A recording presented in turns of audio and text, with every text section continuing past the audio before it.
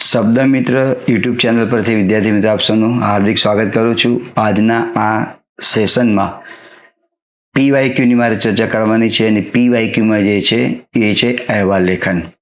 મિત્રો આપ જાણો છો કે અહેવાલ લેખન કેવી રીતે લખી શકાય અને અહેવાલ લેખન લખવાને માટે કઈ કઈ બાબતોને ધ્યાનમાં રાખવી એની દરેક સમજૂતી મેં મારી ચેનલમાં અગાઉના વિડીયોઝમાં આપેલી છે, તો તેને જોઈ લેવા માટે વિનંતી.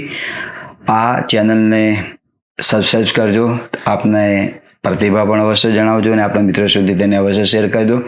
તો આપ સૌનું હાર્દિક સ્વાગત છે અહેવાલ લેખન. આજના સેશનમાં અહેવાલ કેવી રીતે લખી શકાય એ બાબતો આપ સારી રીતે જાણો છો, પણ એ સિવાય પણ મારે તમને માહિતી તમને આપવી છે. ગઈ વખતનો પરીક્ષાના રીતે પ્રશ્ન આપેલો છે કે તણાવ અને વ્યવસ્થાપન અને સર્વાંગી સ્વાસ્થ્ય સંવર્ધનના ઉદ્દેશ્યથી પોલીસ અધિકારીઓ માટે ભિન્ન પ્રવૃત્તિઓ ધરાવતી 2 દિવસીય કાર્યશિબિરનું આયોજન કરવામાં આવ્યું. 2 દિવસીય કાર્યશિબિરનું આયોજન કરવામાં આવ્યું. તો આ કાર્યશિબિરમાં થયેલા કાર્યનો અહેવાલ લખો. તો જ્યારે તમે ઉત્તર લખો છો ત્યારે આ બાબત ઉપર તમારે ધ્યાનમાં રાખવાની છે. તો પહેલું છે તણાવ વ્યવસ્થાપન, એટલે કે મેન્ટલી અપસેટ હોઈએ ને તો તણાવ વ્યવસ્થાપન અને સર્વાંગી સ્વાસ્થ્ય. સર્વાંગી સ્વાસ્થ્ય એટલે શારીરિક વત્તા માનસિક સ્વાસ્થ્ય બંને હોવું જોઈએ. સંવર્ધન એટલે તેની કાળજી રાખવી. તો આ જે પોલીસ કર્મીઓ માટેનો આ જે પ્રશ્ન જે છે, કારણ કે પોલીસ કર્મીઓને પ્રજાજનોની વચમાં કામ કરવાનું હોય છે, માટે તેમને શારીરિક અને માનસિક તંદુરસ્તી હોવી જરૂરી છે. તો આ ઉદ્દેશથી જુદી જુદી પ્રવૃત્તિઓ ધરાવતી 2 દિવસીય કાર્ય શિબિર, મતલબ કે એક સેમિનારનું આયોજન કરવામાં આવ્યું. તો આ કાર્ય શિબિરમાં તમે જોડાયેલા છો અને તમારે એમાં તમને કેવો અનુભવ થયો એના વિશેનો આપણે ત્યાં અહેવાલ લખવાનો છે, અથવા તો આ કાર્ય શિબિરમાં થયેલ કાર્યોનો અહેવાલ લખો. તો આ કાર્ય શિબિરની અંદર જે પોલીસ અધિકારીઓ માટેની આ જે કાર્ય શિબિર જે છે એમાં કયા કયા કાર્યો 2 દિવસ માટે કરવામાં આવે, કઈ બાબત ઉપર ધ્યાન આપવામાં આવે, તો એનું તરત લખી શકે. આ પ્રશ્નને પણ જુદી રીતે આ જ પ્રશ્ન જુદી રીતે આવી શકે કે તમે આ કાર્ય શિબિરમાં જોડાયેલા છો તો તમને થયેલા કાર્યનો અનુભવ અથવા તો તેનો અહેવાલ તમે લખો. પણ અહીંયા પ્રશ્નમાં આ મુજબ છે કે આ કાર્ય શિબિરમાં થયેલ કાર્યનો અહેવાલ લખો. તો સૌથી પહેલું આપણે તેને શીર્ષક આપવું પડશે. શીર્ષક જે છે તણાવ નિયંત્રણ સુખી જીવનની ચાવી. તણાવ નિયંત્રણ સુખી જીવનની ચાવી. તો તણાવ જે હોય ને એના કારણે માનસિક અને શારીરિક જે અસ્વસ્થતા જળવાતી હોય છે અને પરિણામે માણસનું જે જીવન જે છે છિન્ન ભિન્ન બની જતું હોય, તો તણાવને કંટ્રોલ રાખવું ત્યાં જરૂરી છે. તો સૌથી પહેલાં આપણે શીર્ષક આપીશું. આ શીર્ષક મેં આપ્યું છે તણાવ નિયંત્રણ સુખી જીવનની ચાવી. પછી સ્થળમાં મેં ગાંધીનગર પસંદ કર્યું છે, કારણ કે પ્રશ્નમાં કોઈ પણ જાતનું સ્થળ આપેલું નથી. પીવાયક્યુ પ્રશ્ન છે, એમાં કોઈ પણ જાતનું સ્થળ આપેલું નથી, એટલે તમે સ્થળને પસંદ કરી શકો. મેં ગાંધીનગર લખેલું છે. સ્થળ ગાંધીનગર. તારીખ અહીંયા વર્ષ તો 2026 રહેશે. 2026ના બદલે 2025 કે 2024 કે 2027 લખવાનું નથી. તો અહીંયા જે માસ ચાલતો હોય એ લખવાનું હોય. માનો કે અત્યારે માર્ચ મહિનો ચાલે છે, તો એમ લખું કે આ 3જો મહિનો માર્ચ મહિનો. આજે માનો કે તારીખ 29મી છે, તો જે દિવસે હું આજે આના વિશેની સમજૂતી આપું છું તો હું એ દિવસની તારીખ નહીં લખું. 29ના બદલે 28 લખીશ, 27 લખીશ, 25 લખીશ. તો અહીંયા આગળ તારીખ જે છે 29ના બદલે હું 28 લખું છું.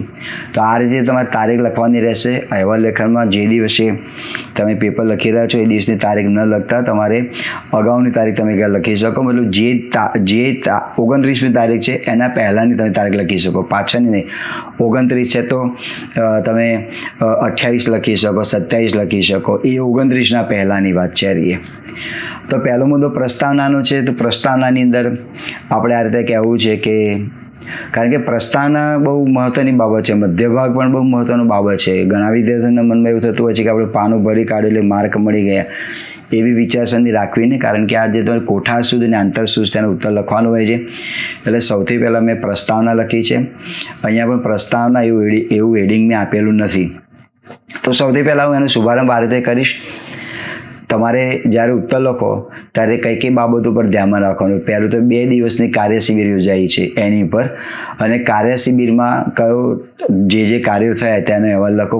પણ આ કાર્ય શિબિર શાની છે? તણાવ વ્યવસ્થાપન અને સર્વાંગી સ્વાસ્થ્ય માટેની છે. એટલે અર્થાત શારીરિક અને માનસિક સ્વાસ્થ્ય, સર્વાંગી સ્વાસ્થ્ય કહેવામાં આવે. તો પ્રસ્તાવના છે, વર્તમાનમાં તણાવનું અથવા તો તણાવનું પ્રમાણ સતત વધતું જાય છે. વધતો જતો તણાવ માનસિક તથા શારીરિક સ્વાસ્થ્યને ક્ષતિ પહોંચાડે છે. તેમાંય પોલીસ કર્મીઓ માટે માનસિક તથા શારીરિક રીતે સ્વસ્થ હોવું, સ્વસ્થ એટલે તંદુરસ્ત, સ્વસ્થ હોવું જરૂરી છે. પોલીસ કર્મીઓને પ્રજાજનો વચ્ચે કાર્ય કરવાનું હોવાથી તેમનું સર્વાંગી સ્વાસ્થ્ય પણ જરૂરી છે. આ હેતુસર પોલીસ ભવન ગાંધીનગર ખાતે દ્વિદિવસીય એટલે કે 2 દિવસનું કાર્ય શિબિરનું આયોજન કરવામાં આવ્યું. આ પ્રસ્તાવના થઈ. ફરી એ પેરેગ્રાફને વાંચી લઉં છું. વર્તમાનમાં તણાવનું પ્રમાણ સતત વધતું જાય છે. વધતો જતો તણાવ માનસિક તથા શારીરિક સ્વાસ્થ્યને ક્ષતિ પહોંચાડે છે. માણસ મેન્ટલી અને ફિઝિકલી બંને રીતે અપસેટ હોય ને તો કઈ જગ્યાએ પોતે સેટ થઈ ના શકે. એટલે બંનેની તંદુરસ્તી જરૂરી છે. તો સેટ થઈ શકતા હોય એટલે સ્વાસ્થ્યને ક્ષતિ પહોંચાડે છે. ક્ષતિ એટલે નુકસાન. તેમાંય પોલીસ કર્મચારીઓ જે છે એના માટે માનસિક અને શારીરિક તંદુરસ્તી હોવી જરૂરી છે. પોલીસ કર્મીઓને પ્રજાજનો વચ્ચે કાર્ય કરવાનું હોવાથી સર્વાંગી સ્વાસ્થ્ય જરૂરી છે. આ હેતુસર અથવા આ હેતુ માટે પોલીસ ભવન ગાંધીનગર ખાતે દ્વિદિવસીય કાર્ય શિબિરનું આયોજન કરવામાં આવ્યું. આ પ્રસ્તાવના છે.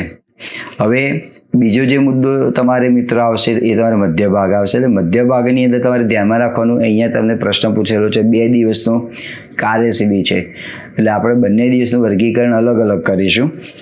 તો આ મધ્ય ભાગ છે. પ્રથમ દિવસે પ્રાતઃકાળ એટલે કે સવારે 7 વાગ્યાના સુમારે કાર્ય શિબિરનો પ્રારંભ કરવામાં આવ્યો. કાર્ય શિબિરનો પ્રારંભ એટલે શરૂઆત કરવામાં આવી, જેમાં દીપ પ્રાગટ્ય, પ્રાર્થના અને મધુર સંગીતનો ત્રિકોણીય સમન્વય હતો. સવારનું વાતાવરણ હતું એટલે આ કાર્ય શિબિરનો શુભારંભ દીપ પ્રાગટ્યથી કરવામાં આવ્યો. પ્રાર્થના પણ કરવામાં આવી અને મધુર સંગીત, હળવું સંગીત કે જેના કારણે વાતાવરણની અંદર એકદમ હળવાશ જળવાઈ રહે, અને હળવાશ જળવાઈ રહે તો પરિણામે કોઈ જે માનસિક અને જે શારીરિક જે તકલીફો જે છે એ ઘણી ઓછી થાય અથવા તો એમાંથી આપણને છુટકારો મળે. આ પ્રમાણે ત્યાં આગળ છે.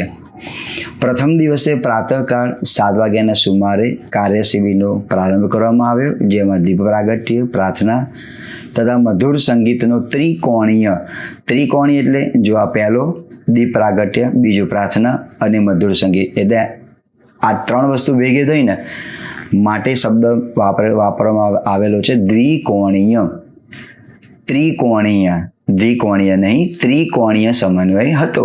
સમન્વય એટલે જોડાણ હતું. આ 3 સંબંધોનું જોડાણ હતું. પહેલું દીપ પ્રાગટ્ય, બીજું પ્રાર્થના અને ત્રીજું મધુર સંગીતનો ત્રિકોણીય સમન્વય હતો. હજુ પણ તમારે એમાં કોઈ વિશેષણ મૂકવું હોય તો તમે મૂકી શકો. ત્રિકોણીય મધુર સમન્વય હતો, ત્રિકોણીય અદ્ભુત સમન્વય હતો, એવું લખી શકાય. આ શિબિરમાં કોણ જોડાયું તો આપણે લખવું પડશે ને. આ શિબિરમાં ઉચ્ચ પોલીસ અધિકારીઓ, રાજ્યના ગૃહમંત્રીશ્રી, નામ લખવાની તમારે જરૂર નથી. નિષ્ણાત વક્તાઓ એટલા માટે મૂકવા ત્યાં આગળ જરૂરી છે કારણ કે માનસિક તંદુરસ્તી માટે યોગ ગુરુ હોય તો એને અનુસંધાનની અંદર માહિતી આપણને આપી શકતા હોય, માટે નિષ્ણાત વક્તાઓ લખ્યું છે. તથા મોટા પ્રમાણમાં અનેક પોલીસ કર્મચારીઓ પણ ઉપસ્થિત રહ્યા હતા. ઉપસ્થિત એટલે હાજર રહ્યા હતા. એક નિષ્ણાત વક્તાએ આ અંગે ખૂબ જ રસપ્રદ માહિતી આપી. આ અંગે એટલે કઈ? માનસિક તણાવ માટેની, એમાંથી દૂર રહેવાને માટે, એમાંથી બચવાને માટેની ખૂબ રસપ્રદ માહિતી આપી. સવારના પ્રથમ કાર્યક્ષેત્રમાં એટલે કે મોર્નિંગ જે સેશન હતું એની વાત છે. સવારના પ્રથમ કાર્યક્ષેત્રમાં યોગ સાથે ધ્યાન જેવી વિવિધ પ્રવૃત્તિઓ પર ભાર મૂકવામાં આવે. યોગની સાથે સાથે ધ્યાન છે, પ્રાણાયામ છે, અથવા તો એ સિવાયની મનને જે એકાગ્ર કરી શકે એવી જુદી જુદી પ્રવૃત્તિઓ કરવામાં આવી. એટલું લંબાણપૂર્વક ન લખતા એને સંક્ષેપમાં લખવામાં આવે છે. યોગ સાથે ધ્યાન જેવી વિવિધ પ્રવૃત્તિઓ પર ભાર મૂકવામાં આવ્યો. પહેલું સેશન પૂરું થયું. પછી બપોરના વિરામ બાદ સાંજના સમયે એટલે કે બપોર પછીનો જે સમય છે તે આ બીજું સેશન શરૂ થયું. બપોરના વિરામ બાદ સાંજના સમયે વિવિધ રમતગમતથી મેદાન સજીવન બની ગયું. બીજું જે સેશન હતું એમાં જુદી જુદી રમતો રમાડવામાં આવી. એ પણ એક મેન્ટલી જે અપસેટ હોય એને સેટ કરવા માટેનું એક બહુ સરળ પગલું છે. કોઈને ક્રિકેટમાં રસ હોય, કોઈને વોલીબોલમાં રસ હોય, તો એ રમત રમે તો તેનું મેન્ટલી જે તણાવ મતલબ કે જે એની જે તકલીફ જે છે મેન્ટલી માનસિક સ્વાસ્થ્ય ખોરવાયું હોય તો એમાં સુધારો આવતો હોય છે. મેદાન સજીવન બની ગયું. સજીવ અલંકાર છે. તો પહેલો સેશનને પૂરું કર્યું, પહેલો દિવસ પૂર્ણ કર્યો. હવે આપણે બીજો દિવસ પર કરીએ. એટલે આ મધ્ય ભાગ જ છે. એમાં તમારે મધ્ય ભાગ જે છે એટલે આપણે થોડો પેરેગ્રાફ પાડીશું, કારણ કે મધ્ય ભાગ બહુ લંબાણપૂર્વક હોય ને એટલે તમારે અવશ્ય પેરેગ્રાફ પાડવો જ. પણ પેરેગ્રાફ તમારે 2-3 લીટીનો કે 4-5 લીટીનો કરીને પેરેગ્રાફ પાડવો એવું નહીં. ઘણા તો 2 લીટી પૂરી કરીને પછી ફકરો પાડે. ના, એવું તમે ન કરશો. કમસે કમ તમારે 6-7 પંક્તિ આવે ને તમને લાગે મારો વિચાર અહીંયા પૂર્ણ થાય છે 6-7 પંક્તિની અંદર, તો પછી સેકન્ડ ટાઈમ તમે પેરેગ્રાફને તમે પાડી શકો.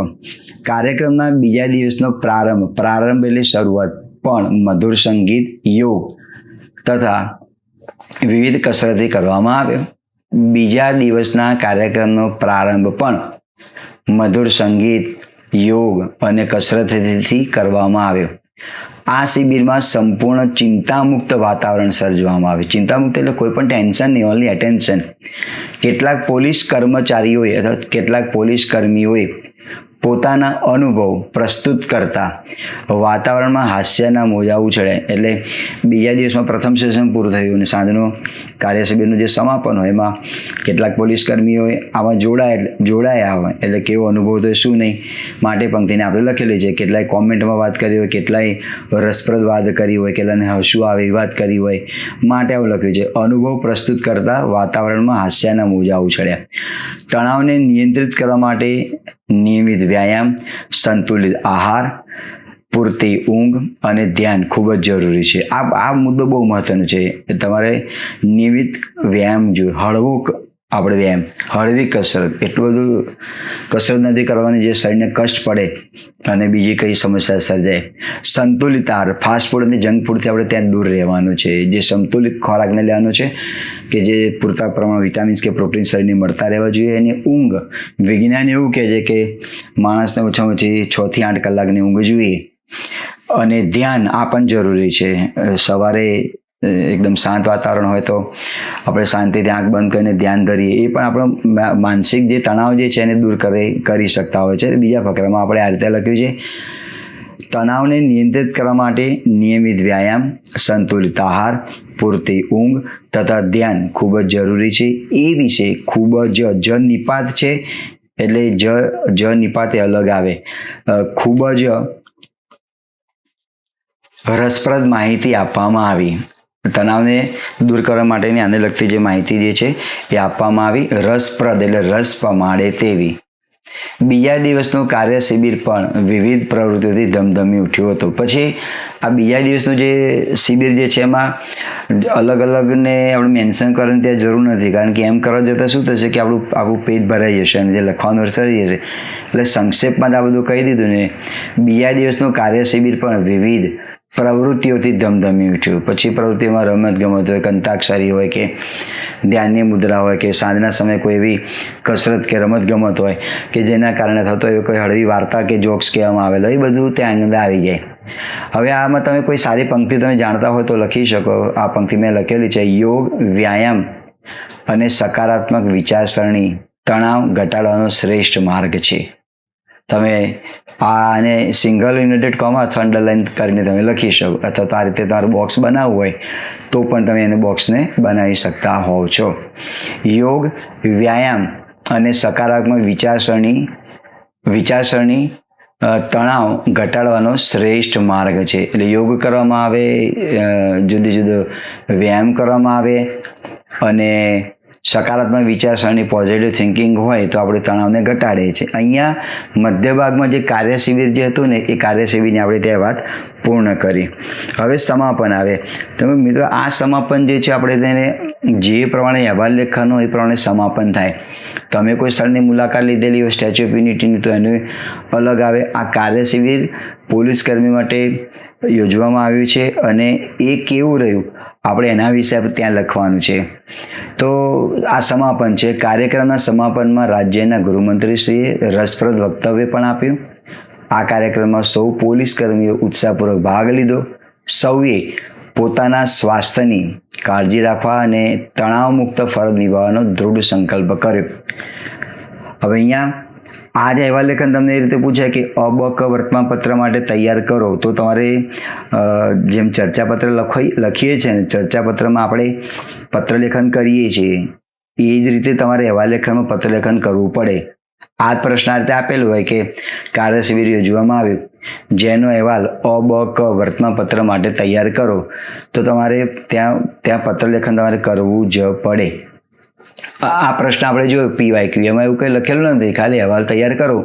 તો આપણે પત્રકાર તરીકે ત્યાં હાજર હોઈએ કે એના વિશે આપણે કોઈ જાણતા હોય તો આપણે આ રીતે લખી શકીએ. જો તમે ભાગ લીધેલો છે ને તમને કેવો અનુભવ થયો તો પછી વાક્ય રચનામાં પાછું પરિવર્તન આવે. આ જ લખી શકાય પણ વાક્ય રચનામાં કેટલું પરિવર્તન ત્યાં જોવા માટે મળે.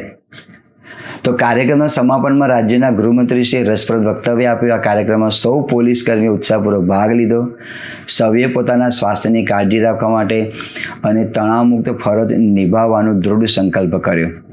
પોલીસ બેન્ડની સુરાવલીમાં, પોલીસનો પણ બેન્ડ હોય છે ને, પોલીસ બેન્ડની સુરાવલીમાં ગુજરાત પોલીસના એન્થમ ગીત સાથે આ કાર્યક્રમનું સમાપન કરવામાં આવ્યું. હવે એન્થમ ગીત જે છે ગુજરાત પોલીસ માટે એન્થમ ગીત જે છે એ ગુજરાત પોલીસ હૈ હમ એ પ્રમાણે આ ગીત છે અને તમે એને સાંભળી શકો છો. એન્થમ ગીત ગાયું અને તેનું સમાપન ત્યાં કરવામાં આવ્યું. ગુજરાત પોલીસ હૈ હમ આ જે ગીત જે છે ને એ બાજ કી નજર હૈ શેર કે હૈ કદમ આ લાઈનથી શરૂ થાય છે અને આ જે ગીત જે છે પ્રખ્યાત આપણે ગાયક શંકર મહાદેવ દ્વારા ગાવામાં આવ્યું છે. અને આ જે ગીતનો જે હેતુ જે છે એનું નિર્માણ એ પોલીસની કામગીરી અને શૌર્યને દર્શાવવા માટે કરવામાં આવેલું છે. એને ધ્યાનમાં રાખી સમાપનમાં મેં એનો ઉલ્લેખ કરેલો છે કે પોલીસ બેન્ડની સુરાવલીમાં ગુજરાત પોલીસના એન્થમ ગીત સાથે આ કાર્યક્રમનું સમાપન કરવામાં આવ્યું. આ દ્વિની જોડણી ધ્યાનમાં રાખજો. આ દ્વિદિવસીય અથવા તો આ દ્વિ શબ્દ લખતા ના પાડે તો આ 2 દિવસની અથવા 2 દિવસીય કાર્ય શિબિર સૌને માટે યાદગાર બની રહ્યો.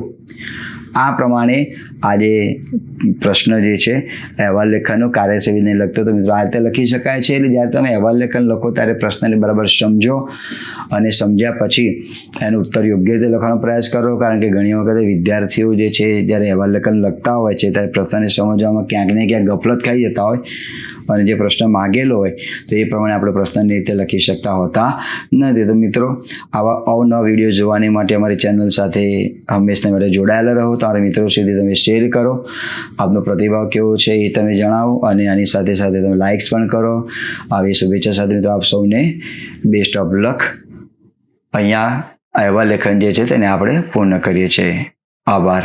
જય જય ગરવી ગુજરાત. જય હિન્દ.